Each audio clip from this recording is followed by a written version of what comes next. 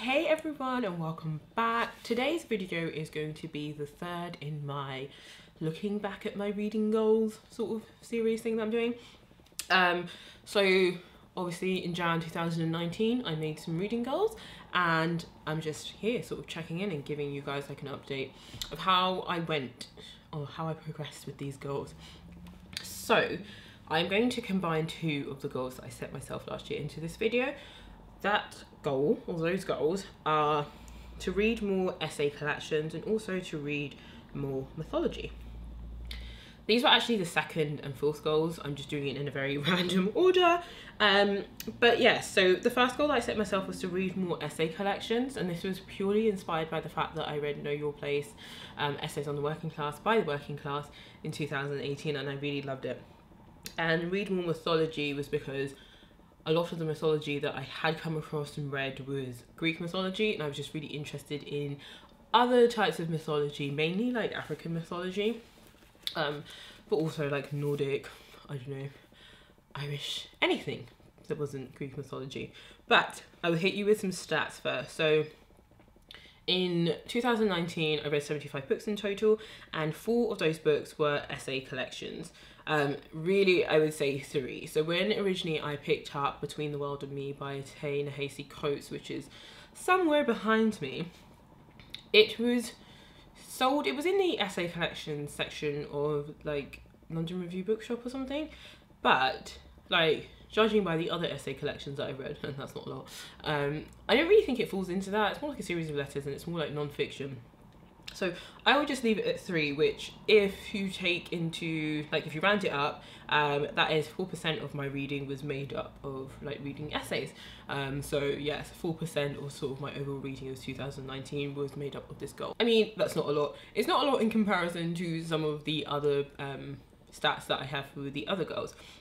So what I will do is also move on and give you the stats for mythology. And again, I would say that 3 out of the 75 books were like mythology related. Really though it's 2, so we'll give that a 2.6. So then that's 2.6% of my reading was made up of mythology stuff. So to actually give you like a sort of, I guess, holistic sort of overview, there's still one more goal to go. But the other goals I set myself was science fiction related, and when I did that video I had only read 65 books at that time. Now I know the final total for 2019 is 75. So 23% of my reading last year was made up of science fiction books. 21% was made up of African literature related books, so that was my other goal. Essay collections 4, mythology 3. So not doing too badly. The next final stat to give you is going to be based on my goal of poetry. Any guesses as to what that may be? I will say it's not going to be that high, but it's definitely going to be higher than essays and mythology, but it's not going to be higher than the science fiction or African mythology, because I know my hearts of hearts that I did not read that many poetry collections, which is a shame because I truly love poetry collections. So that's the overview on that. I will talk about the essay collections that I read, tell you my thoughts about them, and then I will move on to talk about the mythology books. So the first essay collection that I completed was Gross Anatomy, My Curious Relationship with the Female Body, the Top Half and the Bottom Half. I ordered this back in January, like in preparation for my goals. I actually ended up giving this a 2-star. I was really excited for it, but I just felt like it missed the mark. It was more like a sort of feminist but memoir topic. It was more mainly memoir, I'd say, but obviously it covers a lot of feminist related topics in relation to the female body, you know, things to do with shaving your armpits and things like that. There are a couple of things that I have bookmarked here. Because I read this about a year ago, honestly don't remember that much about it. I think what lacked for me was the fact that the author thought she was so really witty and funny, and I think that really came through more than anything else that she was trying to talk about. And for me that just took over, and I just didn't find it that amusing. Like I just didn't find her that funny, so then I wasn't finding the book that funny. What this big book did do is teach me a lot of things. I say a lot of things, a couple of things, but I think a lot of it was just a lot of like she interviews loads of different doctors and, you know, people, and they just say the most random stuff. Like I remember she's talking to a guy who gives like vaginal massages. Like it's just all very random, and none of it is all really like rooted in science, which is fine. She's not a scientist and this is not what this book aims to be. I feel like when you try and bring in that scientific element, like maybe some of the sources I feel like should be credible, or like I know some of it was done for humour, but it just felt really flat for me. So yeah, basically January did not get off to a strong start with this essay collection, and then I don't know, this girl just fell off the radar for me, which I'm kind of disappointed about. But also I think, and I said this last time, I think it's really hard finding essay collections that you actually really do enjoy. Like, I don't get recommended a lot of essay collections, and then some of them, I don't know, when you read about them you think that just sounds boring. I'm currently listening to an audiobook which is called What My Mother and I Don't Talk About, and I have just picked it up based off of the name. I'm enjoying some of the stories, but overall it reminds me why I don't really like essay collections. But the reason I had this as a goal was because obviously a lot of it non-fiction, and I just feel like a lot of it would teach me something, but it's also, I don't know, for me, that validity in other people's experiences. There's something about that I just then find solace in that, and I'm like, cool. The next essay collection I read was Dark Days by James Baldwin. This is part of Penguin's modern sort of classic things, their £1 collection. And in this essay collection is Dark Days, The Price of the Ticket, and The White Man's Guilt. I really liked this essay collection. I ended up giving it 3 out of 5 stars. Basically it says here, drawing on Baldwin's own experience of prejudice in an American violently divided by race, these searing essays blend the intensely personal with the political to envisage a better world. I liked this essay collection. I think I need to read it again. The first essay topic I felt was very personal to James Baldwin himself. He's talking a lot about his growing up, like being pushed to pursue school and one of his friends passing away. The last essay collection in this one, which is The White Man's Guilt, is a really interesting one because it talks about institutional racism, and it's just really, I guess, frightening for me to see him talk about it and just feel like not much has changed. But I thought that was a really powerful essay, one that I want to keep on reading and just keep on remembering. The final essay collection that I read was Trick Mirror by Gia Tolentino. I have done a whole video on this and I will link it up here and down below.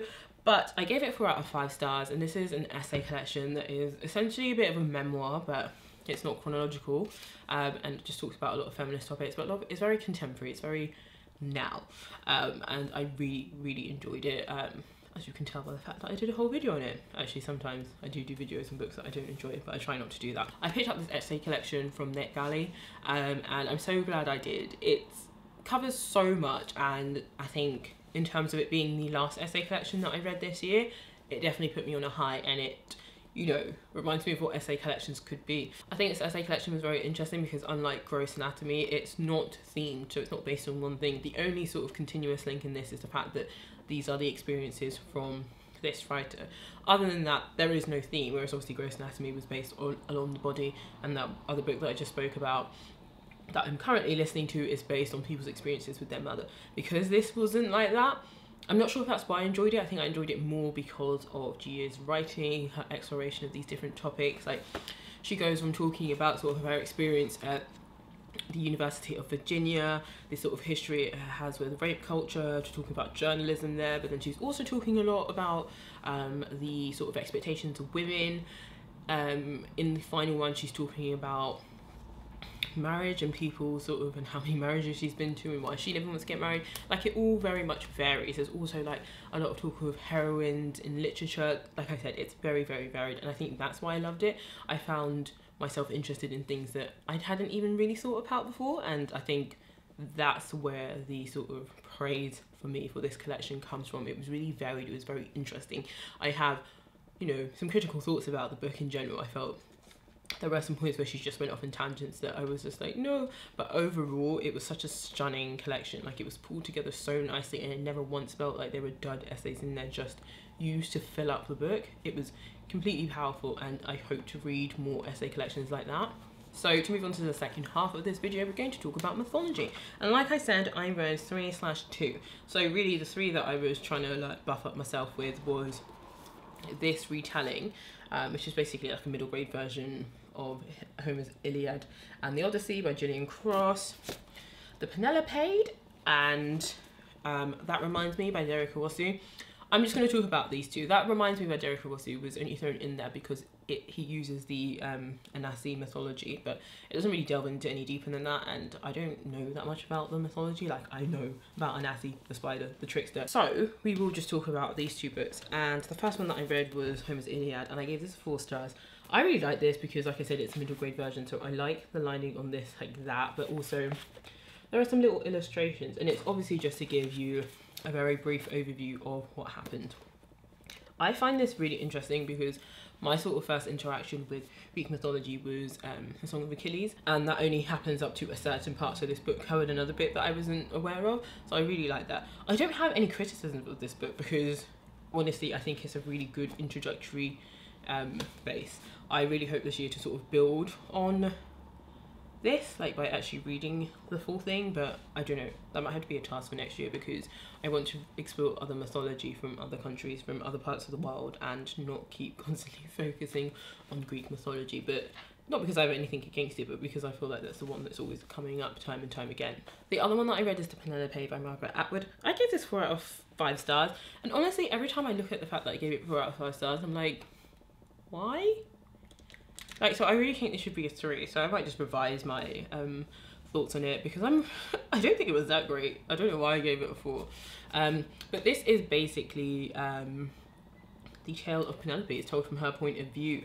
It is about what happened. She's the devoted wife of Odysseus, and now it's her in the underworld, and she's telling her tale. And it is very interesting. It's really nice to hear it from her perspective. I think there are quite a couple of books that came out recently now, obviously this wasn't recent, that are coming from the perspective, the female perspectives of those women who were in the Trojan and Greek War. And this was nice, but I just don't know if it was 4 stars nice. But it was good. It was good because, again, like I said, with this, it took me beyond what I knew in the Song of Achilles. So this took me like across a much further, and then this took me into someone else's perspective and also just what happened to her. And I found that very interesting. I was able to like piece together different parts of the stories. But based on like this book alone, I didn't think it was terrible. It was just a very interesting account of her view. Also looking at this book, the margins on this are humongous. Like, anywho, so there's not really that many words on a page, but not that there's anything wrong with that, but it's essentially a tale from her point of view. There are some really good bits in here where it's just like, I guess it's broken up into acts, and there are some songs going. One of the bits that I remember is, I think it's like the 13 women that were hung or something like that, and they sort of perform a song or a dance or something like that, and that was very haunting. Overall I enjoyed it. Didn't come away from it like, oh wow, but I must have come away from it feeling, wow, if I gave it 4 stars, but like I said, that needs to be revised. But it was enjoyable. But like I said, both of these are based on Greek mythology, so I didn't really meet that goal in sort of expanding outside of that. So I think there needs to be more focus on that in this 2020. I haven't yet filmed my reading goals for 2020, and I'm very unsure about whether to include mythology in it again, because last year I did get some really good recommendations for other types of mythology. So there's like the Norse mythology, or the poetic Edda. I will put things up on the screen so that I'm not completely butchering. I've had like loads of different recommendations. It's just about picking them up. But we'll see. I'm really having like a good think of what my goals are at the moment. But yeah, that is, I guess, the conclusion of those 2 goals. It's, I guess, maybe interesting to me. I mean, these goals are not set to, you know, sort of then hold yourself, like, obviously hold yourself accountable, but I'm not upset about any of them. The sort of aim is progression, and whilst I haven't looked on if I have improved on them from the previous year, my guess is going to be a yes, because they weren't genres or areas that I read in before. So there's been a sort of improvement, but I think with the mythology aspect, I aim to go a little bit further. Essay collections, I don't know. I think it's going to be one that I pick up as and when. Like I said, I think essay collections can be just so varied unless you're interested completely in the topic that it's on, and even then you take a risk because it's made up of different authors. But yes, but that is the end of this video. Thank you so much for watching. The final installment in this sort of goals check-in will be me talking about the sort of poetry / fantasy goal that I set myself. But thank you so much for watching, and I will catch you in another video. Bye!